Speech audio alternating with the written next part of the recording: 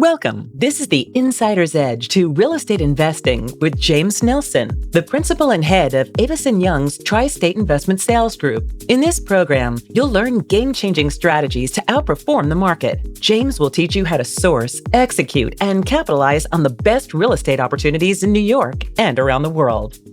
Now, here's your host. This podcast is for educational purposes only and should not be relied upon for investment decisions. The opinions expressed are those of the guests and not their companies. Listeners should not act upon the information without first seeking appropriate advice from an accountant, lawyer, or other professional. Welcome to episode number 201 of the Insider's Edge to Real Estate Investing. I'm your host, as always, James Nelson. I'm principal and head of Tri-State Investment Sales for Avis & Young. And back with us today by popular demand is David Shorenstein. For those of you who have not listened to the first interview we did, that is a must listen, a precursor to this episode. Those of you who have heard that interview, I know some of you have listened to it multiple times, because I will tell you that I have never seen a canvasser, someone who's been able to source as many off-market opportunities as David does. His deal count now is up into the mid-200s. He is founder and principal at Hildreth Real Estate Advisors, but he has been an investor now for going on 17, 18 years after his time as a broker at Marcus & Millichap. So I know you're going to get a tremendous amount of this episode. And David, looking forward to getting into this discussion with you right after the break. A different approach to putting our clients first. Avis & Young's Tri-State Investment Sales Group sells multifamily, office, retail, development, and specialty sales throughout the New York metro area. As experienced thought leaders in their industry, our 35-member group is available to help you make informed investment decisions by advising you on your current holdings or identifying new opportunities in the marketplace. Our one unified team is built on an industry-unique platform which promotes unparalleled collaboration and teamwork. We share core values of hard work, integrity, and expertise. We put our clients first, providing tailor-made strategies to achieve superior results. Please visit us at aytristateinvestmentsales.com and follow us on Twitter, LinkedIn, and Instagram at James Nelson NYC to learn more. All right, welcome everyone. With us today, we have David Shorenstein, who is principal of Hildreth Real Estate Advisors. Welcome back. I know it's been a while since you've been on the show, but you were definitely a popular guest at the time. I know we've had a lot of great feedback from the first episode, so looking forward to getting back into it. Thank you for having me. And I should also note that I will tell you that one investor in particular who may remain nameless for now has said that he's not listened to your episode once, but multiple times, because he really liked what you had to say about canvassing. So I know we're going to get into that because you had your start as a real estate broker, right? So just for those who maybe don't know you or have not heard the first episode yet, maybe give everyone a quick background on how you got into the business. Sure. So I studied finance at NYU. Stern School of Business. Through a family connection, I got my first job canvassing for office spaces for an owner who had buildings in the West 30s, and they had an office on Park Avenue, and my job was to find them tenants for their Class C and D office buildings. And this is I didn't even know there was Class D. These are probably Class D. We're talking 2003, 2004. Okay. Like the garments. I'm sure you have some stories from then, right? Run-ins with tenants. You're trying to take one tenant from one building to the next building. This is before key cards and security. Right. And so I was getting paid $25,000 a year. Okay. And there was one guy, he was an old timer. You probably know who it was. In the company, and he was selling buildings, and he had Massey Knackel books. Yeah. He had books of these portfolios, and that really interested me. And I spent a lot of time with him, and I started putting these setups together and trying to sell my friends other people's listings. I didn't know what I was doing. And basically after a month of being there, they fired me because they said they didn't want an investment sales broker while they were paying someone this $25,000. So I thought I had this job with upside. And then I got fired, then went to go work at City Habitat's commercial. Okay. Was there for about a couple of years until that company was sold. And while I was there, sold about 4 buildings. Okay. Just calling out of the blue book. Also didn't know what I was doing. Right. Just this guy gave me a blue book, said, start calling, and just started drumming up things, brought a buyer to a couple of buildings that City Habitat's agents had. So I was brought buyers to those. So I made a nice amount of money, and they hired a guy who was at Marcus Millichap, who was trying to teach the business the right way. And once City Habitats was sold, ultimately went to go work at Marcus Millichap to learn the business the right way and how to canvas and how to value buildings. So ended up staying there for about 3.5, 4 years, did well there, sold an $82 million office building while I was there and a bunch of walk-ups in the village. And then once again, actually bought some buildings while I worked there to get experience in a partnership with a couple other people. And then the market crashed in 2007. That partnership disbands. Everyone goes their separate ways. And that's when I started Silvershore from 2008 to about 2018, 10 years. Bought over, let's call it 180 buildings or so. Market changes in New York City. We had the whole rent stabilized collapse. That was a big part of the business that we had. So that's when I started Hildreth Real Estate Advisors 2018, focusing on more cash flowing types of real estate and businesses. Wow. Okay. I want to go back to your time at City Habitats, because I find this very interesting that, and you said, I didn't know what I was doing, but I just started making some calls, and you sold 4 buildings. And, we certainly talk about in the book the need for specialization and studying and having that information. But what's fascinating to me is that there wasn't, hesitation. I mean, I would imagine picking up the call, the phone, making calls. I mean, it's interesting and even trying to coach my oldest son. He's in college now, but encouraging him to now do a little canvassing and start looking at properties. He goes to USC, so around LA, and he says, well, Dad, I don't know if I can reach out yet. I don't have the perfect information. I'm not quite sure what to say or do. And I think part of it is, you're going to make mistakes along the way, right? So I would imagine, even though you said you didn't know what you're doing, I'm sure you kind of figured it out as you went along. I mean, you're always still figuring it out. Everyone that I think is successful is always canvassing for something, right? And you're always talking to new people, whether it's you need new investors, right? You're going to make mistakes. You're talking to new business sellers or new sellers of property. There's nothing right to say. You just got to keep doing it. And it's just a numbers game at the end of the day. And that's what I tell all the young guys that work with me. Just dive in. But I got to imagine, maybe even before that, when you're showing office space, like canvassing buildings, where you're going into another owner's building and try to, find tenants, you probably wouldn't surprise me if you said, I was kicked out of some of these buildings. I've been, doors slammed in my face, people hung up on. So is that... hung up on, cursed out, screamed at, threatened, people show up. I mean, all of it. It's just, you never know what's going to come from it, but you got to do the uncomfortable. And that didn't bother you, when someone, hangs up on you or, told you to get out of their building? Look, you don't take it personally at the end of the day. This is a business, and this is all business practices. And if you're not going to do it, someone else is going to do it and take that opportunity from you, even if it potentially exists. But like I say, it's just a numbers game, and if you're not out there, nothing's going to happen. Yeah, it might seem like a topic that maybe it's not worth dwelling on, but I think it is so important because, and now this is where I sound like the old guy in the room, but. When I see a lot of the younger brokers today, it's, I'm going to send an email, and you hear the floor and it's a lot of, people are sending out, and that's kind of how they communicate, or it's by text or, whatever, social media. But the notion of just like picking up the phone, and in my experience, because clearly I do all those things as well, the email blasts, plenty of social media. I think that's a great thing to stay top of mind, but it's not actually generating business. So would you say, like today, even as you said you bought now over 180 properties, right? How, if you had to, if there was a pie chart to say, David, how did you buy those 180 properties? How would you say the majority of those were sourced? Yeah, well, between that and now Hildreth, I have about 70 properties and a bunch of businesses. All right, so you're probably over 250 acquisitions. Hundreds. I mean, most of it is you want it mostly to be direct through cold calling. I would say cold calling is a huge part of it, and most people don't want to do it. And then there's a portion that's direct mail, but it's the follow-up. It's not just, you're not just going to make that deal even in that first call or even the first response to the letter. It's about tracking those people for years. and building those relationships. How does that first phone call go? Let's, I mean, not to role play this out, but you're calling an owner, and what's the script?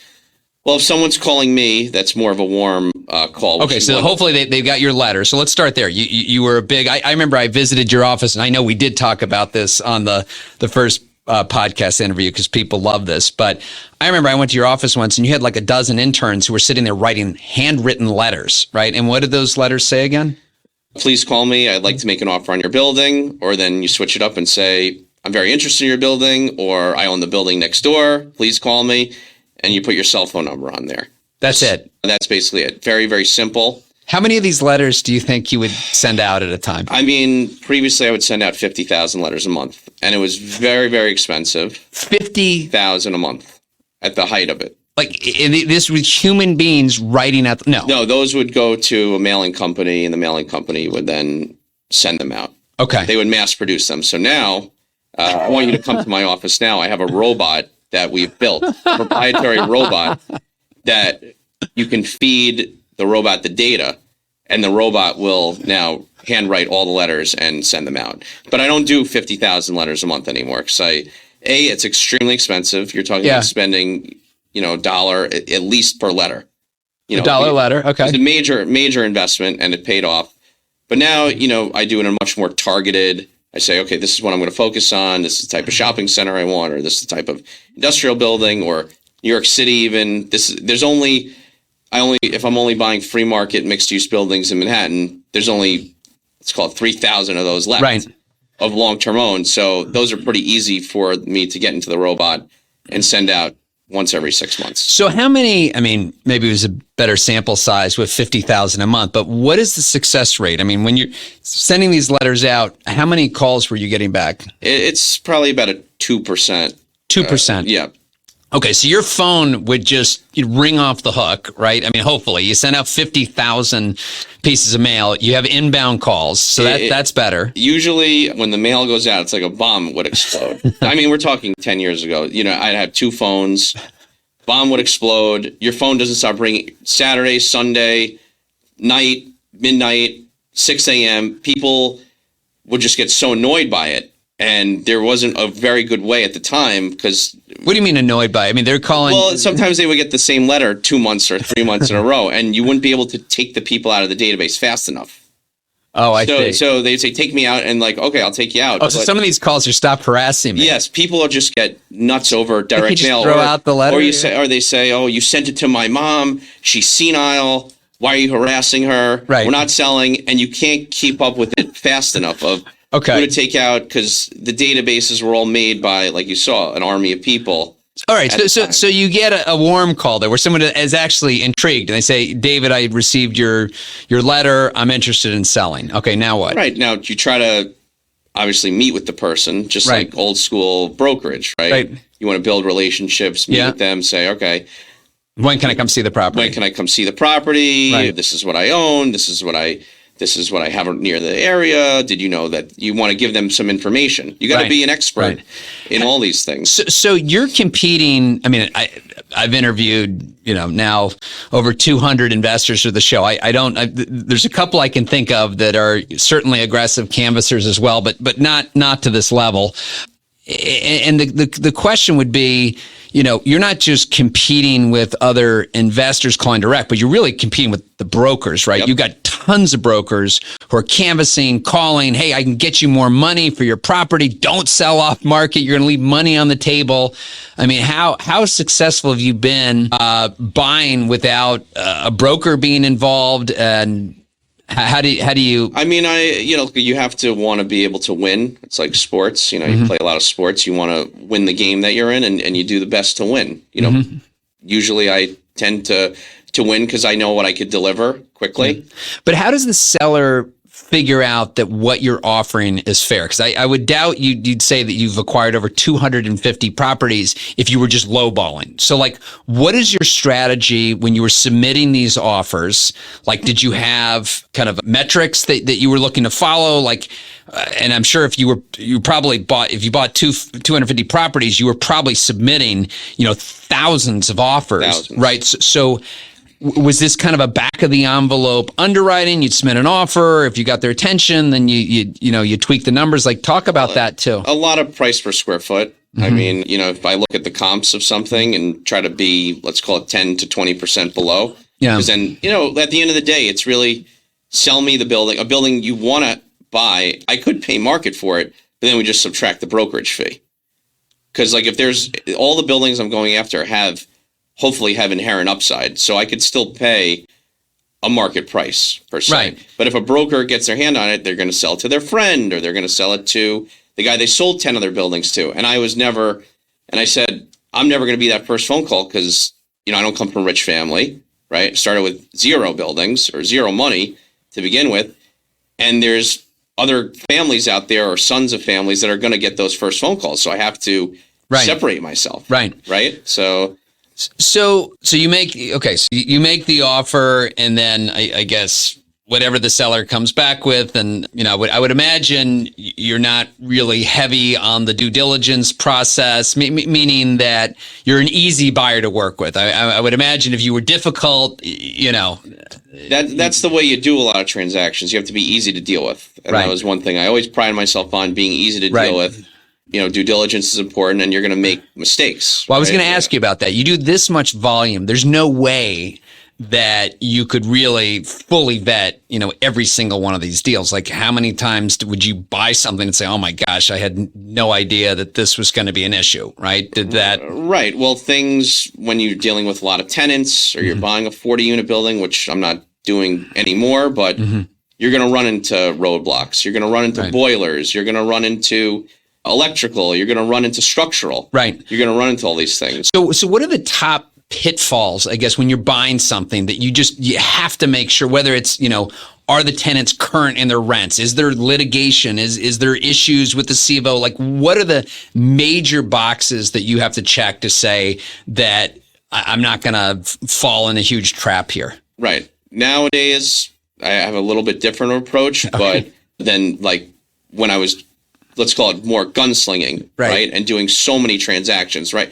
The market now is not, you can't really do as many transactions. So you can be much more highly selective now, but if everyone's paying, that's great. Something to verify. Hopefully the seller will tell you the truth. If sometimes they don't tell you the truth, then you have to make a decision, right?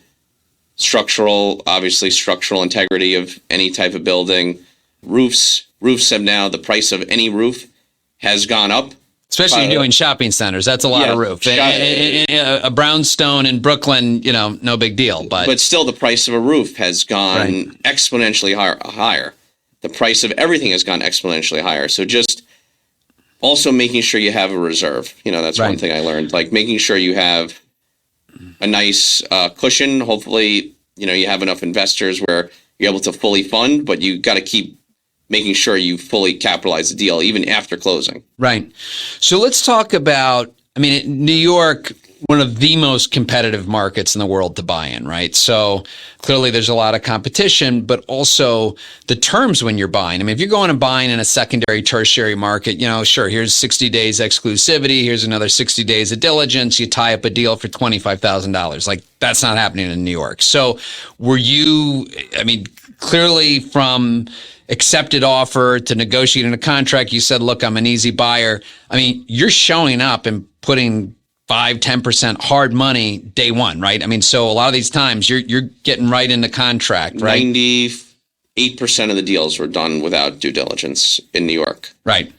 And as far as financing the deal, as opposed to raising equity, what was the vehicle that you used to tap into that capital to be able to close quickly? Did you bridge it with financing, syndicate the deal later? What was a lot of bridge financing, and that's why a lot of people won't get into this business, period. They don't want to sign recourse. Right. And all these deals, even today on regular bank deals, they're all recourse deals. What's the leverage? Back in the day, now it's probably changed a lot, but with these bridge lenders, when you were taking down these deals, how much were you? They were given 80% of cost. Right. Because the business plan was different of buying out tenants, renovating, increase the rent 5-6 times. That was the business. And how quickly did it take you to improve the property and then swap that out for refinance it for conventional debt? I mean, a lot of times I would do it 6 months or a year. I mean, it was just a different world. And were you usually able to take out the entire bridge or even cash out on the perm? Which I haven't seen many cash outs in the last, since like 2015. I haven't really seen too many of those. Yeah. So talk about, I mean, recourse, you said, was part of this. I mean, how did you view the recourse? I mean, some people say, hey, I want to sleep well at night. I don't have to worry. You know, my investment is just limited to, you know, this asset. I mean, how do you kind of wrap your mind around recourse and making sure that you're protecting? Because if, you know, you go out and buy 100 deals and inevitably one or two of them are not going to work out, you know, you don't want one or two bad deals to upset the entire portfolio. So how do you? Well, that's why I think it's good not to cross deals. And I've had the opportunity many times because I buy and I build packages of things, right? So I've had opportunities from investors, from lenders to cross deals over. I don't think I would ever do that because of that. If you own 3 buildings and one of them turns out to be bad, they could take down the other 2. Instead of just selling one and getting your money back and making money on the other 2. You don't want the whole thing to necessarily go down. So that's the way I also look at it. But with recourse, look, if you're buying something that you believe is under market and you're not buying something that's totally empty that you can never fill up, I think you somewhat execute and you make a few mistakes, but not a ton, you should be fine. You know, today it's like, you want to buy certain things that you know you could fill with tenants, then your downside's pretty limited. Right. You know, have good partners in the deal who'll stick behind you. You know, we'll work with very good people, hopefully, that, you know, if you do need to put more money in the deal, they understand why you're doing everything the right way. You're doing your investor reports on time. You're sending out your distributions on time. People will stand behind you. How many investors would you typically bring in on a deal? It can be anywhere from 1 to 20, depending on what it is. And I would imagine you've had a lot of repeat investors over the years? I have a lot of repeat investors. And these are all, you know, proverbial friends and family, or did you ever think about tapping into more institutional type capital? We have a couple of quasi institutions, you know, but we work with a lot of like co-GP partners, which is something that I've been doing over the last 6 years, where you know, you bring in a strategic partner, someone who has other skill sets than you do, whether it's a developer or someone who raises money, like professionally, and give them a piece of your business. Got it. And I want to talk about what you're doing today, but just to kind of put a bow on, you know, what you were doing in New York City. Again, this is probably, I mean, going back, 10 years even? I remember at one point, I don't know if it was over 100 buildings in Brooklyn, but it was a lot. And I remember you sold them either in one or a couple large portfolios. So I don't know if that's public or you can share, you know, what that was and what the numbers look like. But needless to say, it would seem like to me that back then that there was a premium to aggregate a portfolio like that. There was, and we put out the portfolio and we sold it in bunches, but really there weren't that many buyers. And I think most people don't realize, and I might have talked about this on the last podcast, the height of the New York City market was really 2015, 2016. And ever since then, you've just seen, especially rent regulated, people knew the laws were slowly changing as you could approach tenants, as you could offer buyouts, or as you could renovate, as you could destabilize. It just kept going against you. And I think people knew that, and ultimately, you know, we sold them in bunches. A lot of them were already free market that we either destabilized, so we sold those one-offs, packages. Yeah. And it was just, we knew 2019 was approaching. Didn't know what it was going to be, but... Yeah, I mean, it really seems, and sometimes there's a little bit of luck involved as well, but the timing to kind of make an exit on New York multifamily, you know, COVID hits, interest rates go up, and so now I know a lot of your focus has now been out on Long Island buying shopping centers, laundromats, car washes. So what was it that attracted you and kind of caused that shift? Well, I got into, first my idea in 2018 was to really do shopping centers, you know, highly cash flowing, value add. I bought a few by myself, still own those. Cash flowing. It's nice to get a check every month. And that was a foreign thing to me, where there's actual cash flow after you pay your expenses, and the tenants pay all your expenses. And one of our biggest investors was like, oh, what are you messing around with all these, toilets for? Go buy like retail, commercial. So that's what I said I was going to do. And I probably bought 17 or 18 shopping centers between New Jersey and New York. Some I've sold for. What kind of cap rates were you originally buying in at? 6 to 9, let's call it. And were they occupied at the time? Occupied. I'm buying one right now in West Hampton. It's actually 40% empty, but that's a good thing. But a cash flow, it's a 6 cap, even with the 40% vacancy. Wow. So we know this is a property that was once asking 9, we're paying 6. So there's a lot of people that are now finally adjusting to the prices, and these things rarely sell because they're kind of like mini cash machines. They're not a lot of headaches.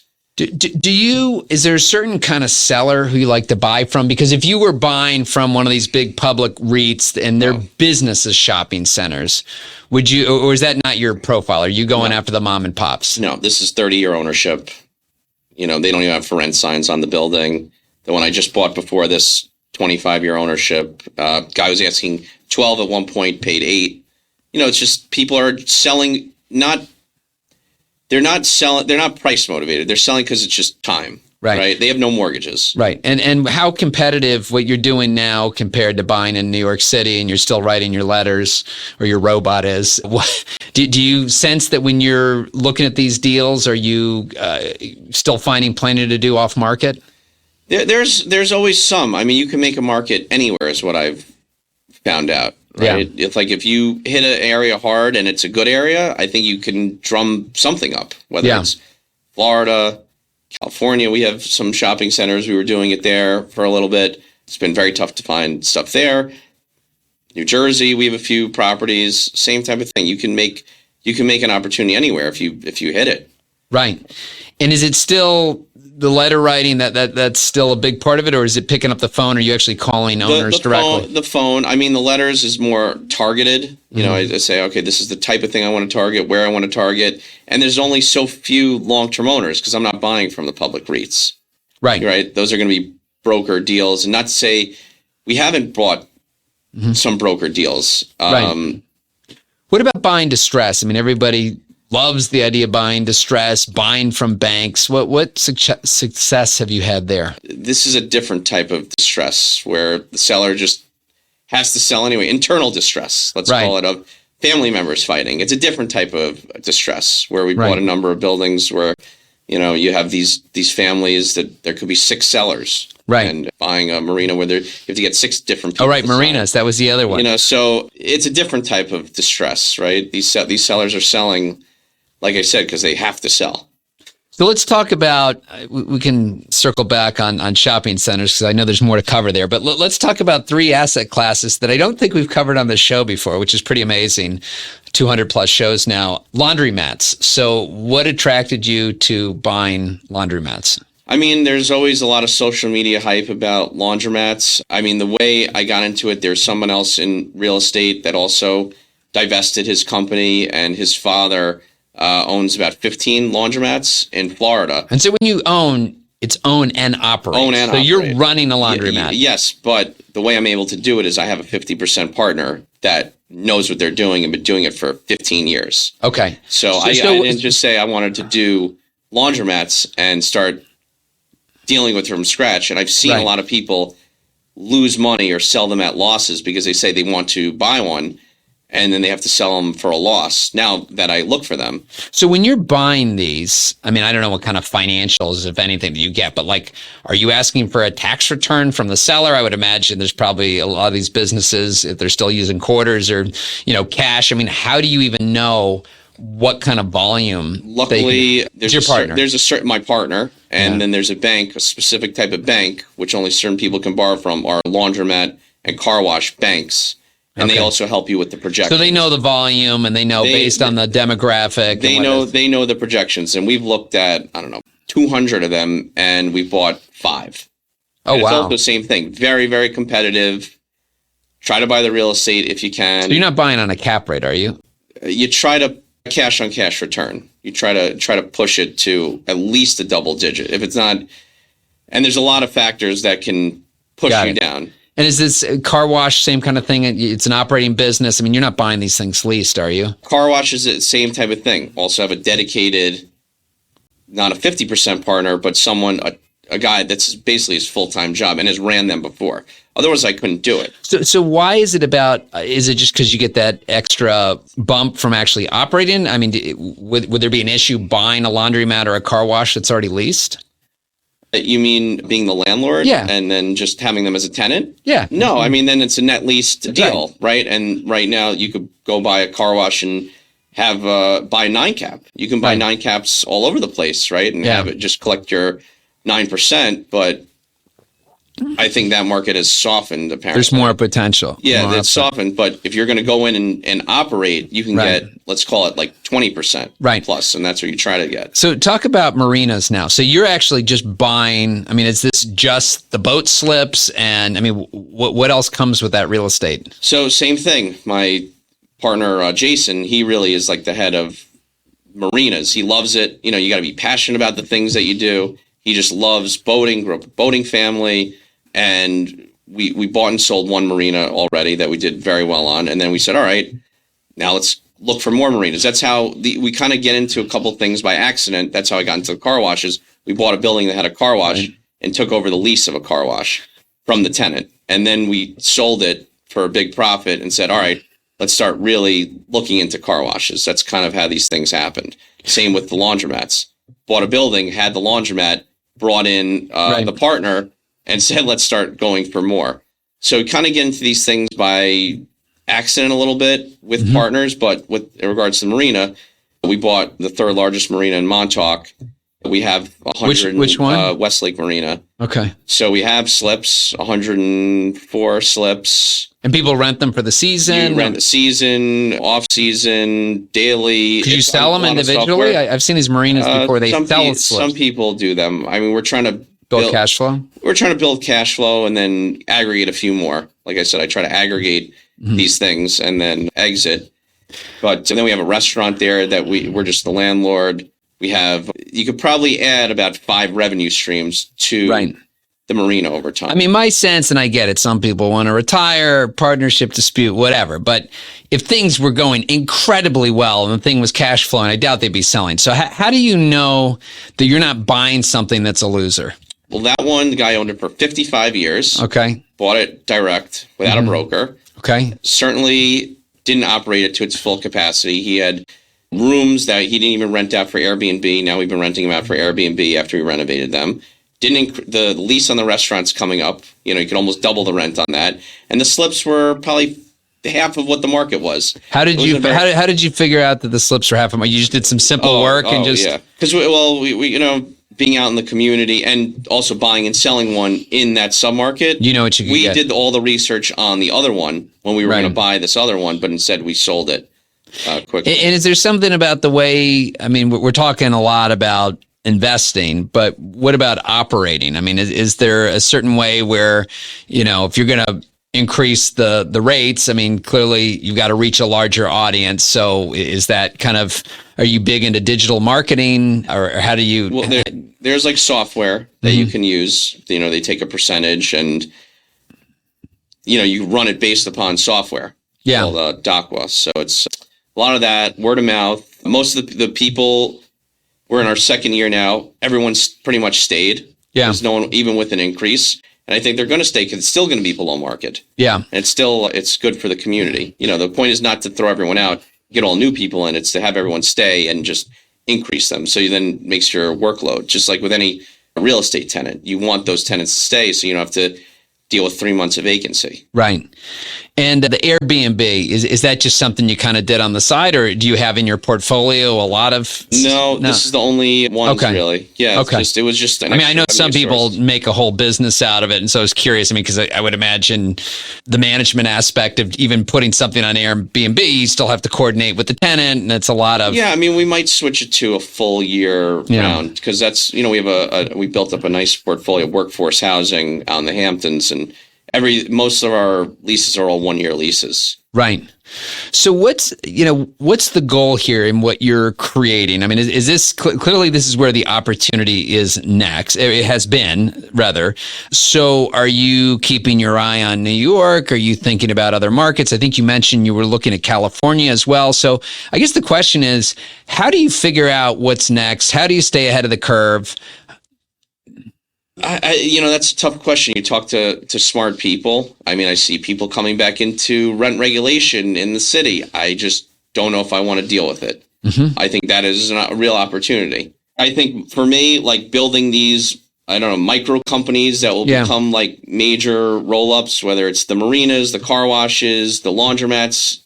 Once you aggregate a certain revenue stream, you can have a nice exit. I have this New York City portfolio, which you're selling, one of the buildings now. I have all free market mixed use buildings. I think those will just keep going up in value. So building these micro pockets, or it might be New Jersey industrial, which but close to home. You're not close to home. I also have someone in California, 50% partner, that their business is based there. Right. Okay. So we bought a few shopping centers. We sold 2. That were development sites. We did well. We're stuck with 1 because cap rates are adjusted with the interest rates. Still look there. It's like a thing. I look in Florida, but it's extremely competitive and hard. I look at industrial and retail. I think it's probably oversaturated. Maybe you got to look in these outskirt pockets. But I think the smart thing is to stay close to here so you could really keep an eye, especially if it's an operating business. I wouldn't do that in far away. So the volume you've done over your career, I mean, again, I this is probably, unless you're a big publicly traded shop, there's probably few investors out there who can say that they've, acquired, whatever it is, 250 properties. It's a lot of volume. I got to imagine it's a lot of work. It's a lot of hustle, now. And I don't know if originally the plan was you were buying, improving, reselling, which is great. You make a profit, but then whether you 1031 exchange or cash out, you got to go do it again, right? Now you actually have this portfolio that's income producing. Is the thought process just to hold that forever in cash flow? I mean, some things possibly, like there's some real jewel box buildings that we bought, like Amagansett, things that'll never be able to recreate. Things that you buy for 10, you say they're worth 20. What's the point in even selling it for 20? You could make that into 40 or 50. Right. Over so time. How do you decide when you want to sell or hold? Well, right now, I don't think is a great time to sell anything. We test the market all the time with certain things. And right now I see there's very few buyers out there. There's very few sellers. There's very few buyers. I think it's a good time to buy if you can find something that's worthwhile. But I mean, we're opportunistic sellers. Like if someone offers a crazy number for something or a really good number, we'll sell it. We'll think about selling it. But is a lot of the selling that you're doing kind of more off market? Someone approaches you with an offer, or do you really engage a broker and do a broad campaign? I would say engage a broker. Try to buy without, sell with. So, and how do you find out? Let's talk about the island. I mean, how do you figure out? Are you going to typically whoever brought you the deal, you're going to let them sell it, or are you thinking about, how do you figure out what broker you want to work with? There's a lot of that, but I work with the big ones, the Ripcos, the Marcuses. I mean, you were a broker, so you know the game. Like, what is it about, the broker that is going to do right by you? What do you look for in the sales process? Just guys that care, pick up the phone. That's a big thing, because I don't know if some of these guys on the phone with the broker yesterday out there, he's like, I don't know if I could deal with you. He's like, because I call him because we gave him a lot of listings to sell. Right. And there's very little activity. Right. Because just the market is so soft right now. And he's just like, you call like every other day. I'm just like, that's just me. That's just me, because I have a list. I keep a very, very long list every day. Every property. I do something for each property every day. You do something for each property every day? I try to. Whether it's one email, one text, there's always something to do for each property. Okay. Right? The leasing broker, the sales broker, there's something or whether it's the budget to build the site, whether it's the architect, there's always one little thing. And that's why I try to tell my guys, if you have 2 deals in contract, all you got to do is spend like 15 minutes on each of those deals each day and then go find new stuff. Yeah. Where do you spend the majority of your time today? Today, well, I went through my list this morning. Right. I'm trying to raise money for a few deals that we're closing, figuring out the GP, the co-GP. Am I going to merge the next 2 car washes into one? One of them, I'm hard on a car wash. I have a TOE letter that has to close in 30 days. The new car wash that I'm getting now, I have 45-day due diligence, which is nice. Am I putting these together? Am I not putting them together? That's kind of, this is a $12 million plus transaction, and these things bring in, let's call it, about $4 million a year of cash flow. This is a real deal. So this requires a lot of thought and time. And how many people do you have in your organization? In the immediate company, let's call it about 12. And you self-manage everything? We self-manage most of our things now. And when you lease space, the shopping centers, that's all outsourced. All outsourced. To the major guys. Yeah. Do you think, and certainly you've done a tremendous amount of volume, so are you kind of capped on the amount of deal flow that's actually out there? I mean, you said you looked at 100 laundromats to do 5. So it's not a matter of like, hey, if I built a larger platform here, we could do more, or you're like, you're good with what you're doing? I mean, where do you go from here? Yeah, I guess of course. Is the question. I just got an accepted offer on a laundromat today that a guy in my office has been chasing for, I don't know, a year. It's on the Upper East Side. It's small, $500,000, but it brings in 700,000 gross. I mean, if it was a $700,000 gross building, 10 times that is $7 million, but we're buying it for 500,000. Right. If it all works out, right? I'm not saying we're closing tomorrow. 45-day due diligence, look at the tax return, send in my partner, knows what he's doing. Yeah. There's a long road ahead. I mean, I don't expect the deal if it closes, that would be phenomenal. I think we have it in the disclaimer to the show about, check with your accountant, check with your professionals. But, I've heard, and I don't know if it's car washes or maybe it's gas stations, maybe it's laundromats as well. But do you even think about kind of the tax efficiency of what you're doing? Is there accelerated depreciation?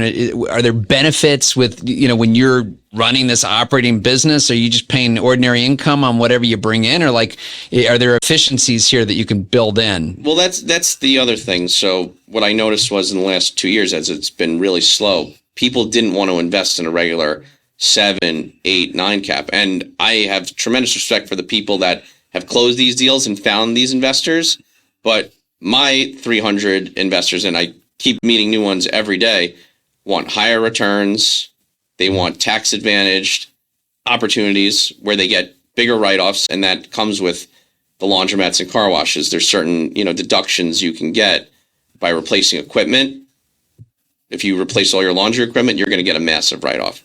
If you replace all your car wash equipment, you're going to get a massive write-off. So that does factor in. So a lot of it's the investors. Then your distributions are going to be offset by that. So the cash flow is basically, not going to be taxed on some of it, but, it helps when, my partner's family, tax attorneys, right. You have to have these little niches, so to speak. So the investors have gravitated towards these types of investments. I also did an opportunity zone fund when that was very hot. I think I was, in Long Island, I built up a massive portfolio. That was something people wanted to get into. So I rushed into that. So I've kind of now rushed into this stuff, and it's still, when you tell someone you're buying a car wash, they want to listen. When you say you're buying a multi-family building at a 7 cap in Huntington, which I am buying, which is very rare. It's only building like it for, let's call it 30 miles that is being sold. People aren't as interested. I probably have to make 200 phone calls to raise $1.5 million as opposed to a car wash. I could call up 1 or 2 big guys and they'll say, all right, this is what I want for giving you all the money. So why wouldn't, maybe it'd be going all in, but if you said, hey, this car wash business, laundromats, whatever, this is where I want to be, and just go national, is that, or it's too operational? The car washes, we're taking it slow. These things are expensive. They're all in the same geographic area where that one person can get to them all pretty quickly. Okay. The one we sold was in New Jersey that we bought and sold. I'm not to say that we won't. We've looked upstate New York. We look at them, Westchester. Right. Looked in Connecticut. It's just got to be the right one. Do you think eventually, with the multis in Brooklyn, you'd rolled them up into a portfolio? Have you ever thought about doing a fund, raising money to go, or kind of pooling these together? Do you ever think about aggregating again? Well, I did do a fund for New York City, and that's how I bought the 9 buildings, and you guys sold one of them already out of that fund. So that was successful, and that fund is it's closed now. Yeah. It was just to buy those buildings. I just don't know if there's enough volume. Right. I think we toyed with and we spent money on doing a shopping center fund, but if I raised the fund, I wouldn't have spent any of the money. I bought a handful of shopping centers since then. Yeah. So I'm able to kind of accomplish the goals without all of that. And there's a bunch of different financial vehicles I've been working on to take things to the next level. So, David, what I love about your approach, because I would say 9 out of 10 investors that I speak with, every day, they talk about, the market, it's been so challenging. There's nothing to buy, bid-ask spread, right? And you're just attacking the market. So what is it about you and your strategy that, in a very challenging market, let's be clear, since the middle of 22, it has not been easy. And I know even before we were talking, saying, look, there's been a lot less to buy, certainly in the cities. So now that's why you've gone into these new asset classes. But what is it about your approach? Maybe it's your DNA, how you operate, where you could have easily just said, hey, these last 2 years have been impossible. I'm sitting out, right? But what is it that just keeps you going? If you want to keep challenging yourself, you want to keep learning. No one wants to sit on their hands, right? A lot of people do. Right, a lot of people do if they can afford to, but they want, if you want to stay interested, stay sharp. That's just my approach. And I like to work with young people. I want to try to keep them busy, but it's hard to keep them motivated because the past 2 years has been like we were just talking about before the show. It's hasn't been like this since 2008, 2009, and no one knew what to do. Yeah. They were scared. You see a lot of people leaving their jobs, not getting jobs. Companies are folding. So you want to be in the game when those things happen because those are going to be the best opportunities. But this is definitely the slowest I've been in years. I was talking about it yesterday with our team. Laundromats, just 1 or 2. Car wash, well, we just got a new one coming in. Got to do our due diligence. Shopping centers, I can't just go out and buy one right now. I'm closing on the West Hampton one, which is going to be a phenomenal deal, but I don't really have a real pipeline behind that right now. It's dry. New York City, my pipeline, maybe there's a building or 2 I'm tracking, but they want $1,000 a foot. It's very hard to pay those numbers. When people ask me if I'm busy, I say I'm always busy, which is the truth. Always busy. The question is, am I busy talking about the market? Am I busy listing properties? Or am I busy actually signing and closing deals, right? So, I can only control my actions and showing up and what I'm doing. But if peak market, 2015, even beginning of 22 was amazing. Finally we'd come out of COVID. Debt was cheap. It was plentiful. Everybody was getting back in the market before rates shot up. But I'm spending the same amount of time, during the week, if not more, in a more challenging market.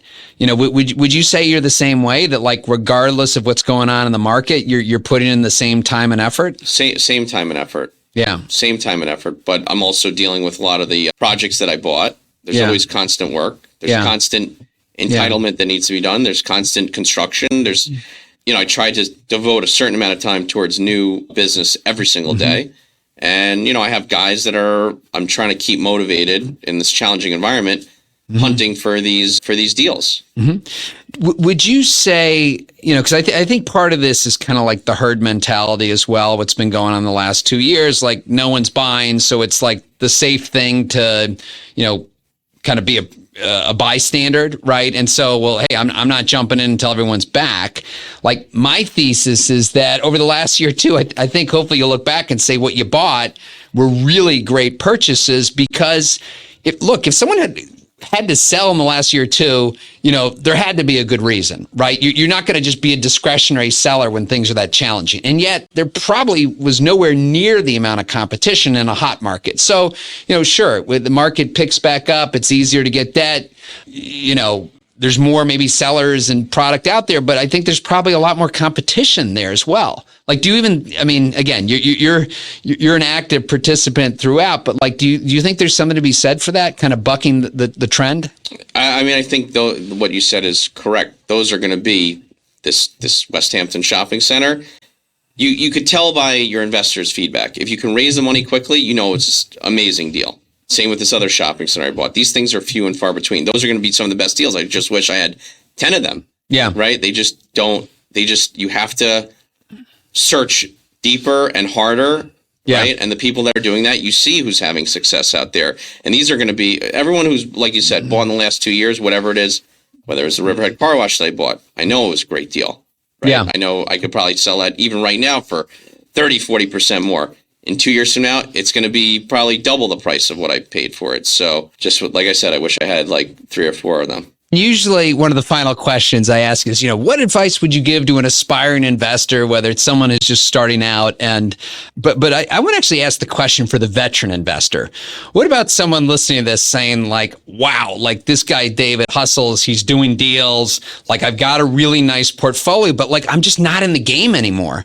Like, what would you say to that veteran investor because what you're doing is a lot of work. So what would you say to that, and maybe some of them are your investors today. Maybe they have big portfolios on their own, but they're like, I can't do what you're doing. I mean, what would you say to that family that has holdings and just, for whatever reason, because they haven't been active over the last 5-10 years, they're not getting the calls anymore? I mean, they're going to have to either partner up with someone or create some sort of new venture or new business and figure out someone that's willing to do the dirty work and right. partner up, whether they get into one of those operating businesses with a partner like I did, or they're going to have to get into someone who's maybe a little bit younger and wants to canvas and hire an acquisitions guy, which you've seen many of these families go out and start these other new ventures, right? And raise money. So that's what I would say. It just comes down to how motivated you are. Yeah.